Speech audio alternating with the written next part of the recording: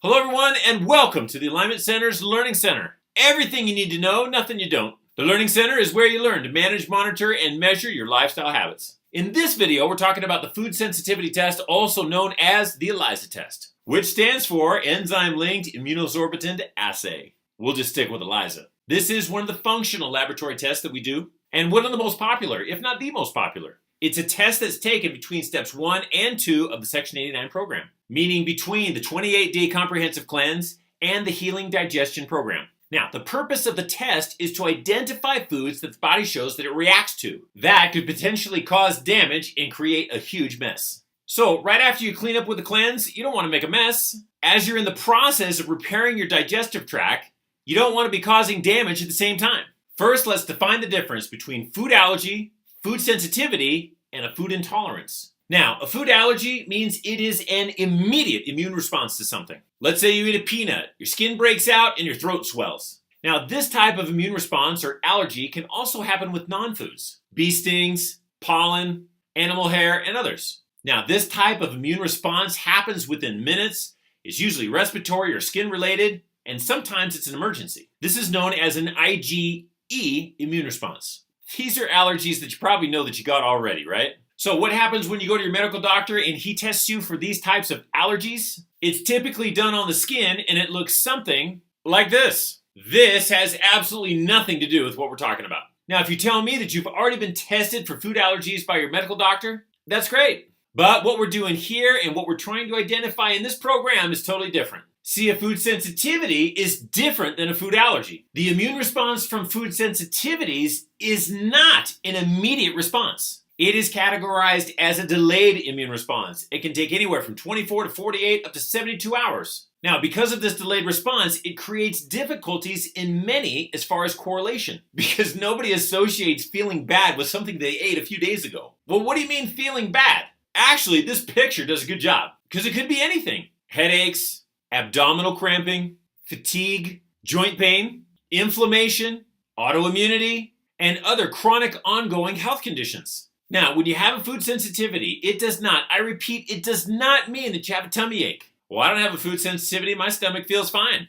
Your stomach can feel fine, and you can have zero digestive issues with food sensitivities. This is not an IgE, but an IgG immune response, and is overlooked in the healthcare community by massive proportions. This is not a skin test, but a drops of blood test. See, foods that are irritants and create inflammation in the gut, that creates tissue breakdown. That tissue breakdown creates further inflammation. That inflammation creates further tissue breakdown. You see what I mean? That creates an ongoing inflammatory immune response that starts in the gut and then travels throughout the entire body, which can lead to chronic, ongoing health concerns day in and day out. We test for 96 foods broken up into 10 different categories. Now, both food sensitivities and food allergies are scored similarly from mild, moderate, up to severe. What commonly happens is the inflammation and the tissue breakdown that happens from food sensitivities can lead to a third type of response, and that's,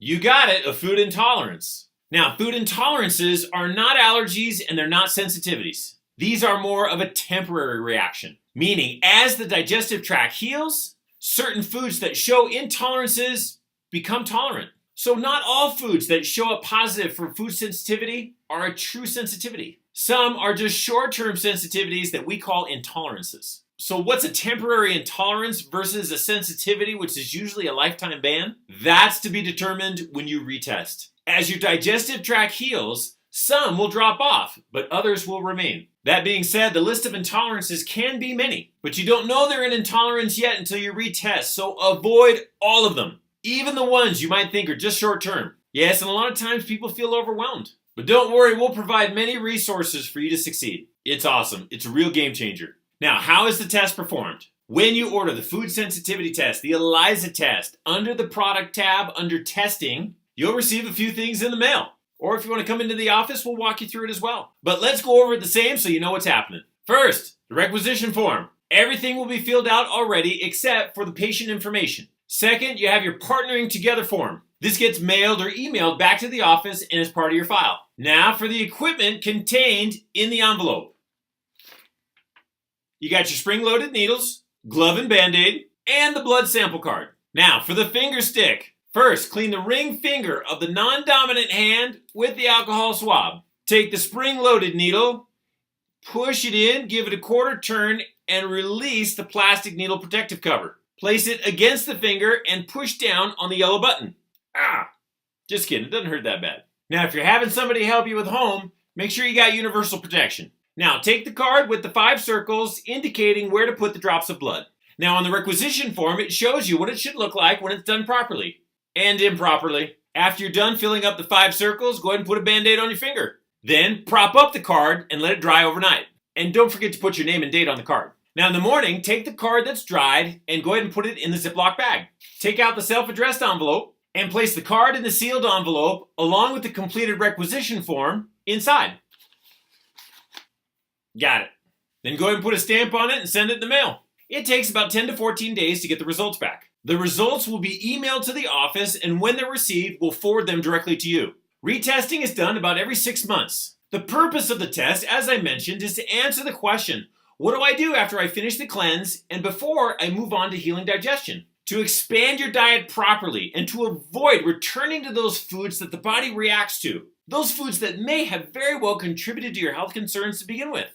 It's also an essential part of the 4 R's of healing digestion. That's for those that are looking to move on to step 2 of the Section 89 program. When you're ready to order, just go to the products page and scroll down to the section of testing. There, you'll find the ELISA test. Or if you'd like, you can always call the office to schedule, come in, and we'll walk you through it. Yeah, we look forward to partnering with you on your pathway towards health and wellness. Hey, I hope you learned something about the food sensitivity test, the ELISA test. And as always, thanks for listening.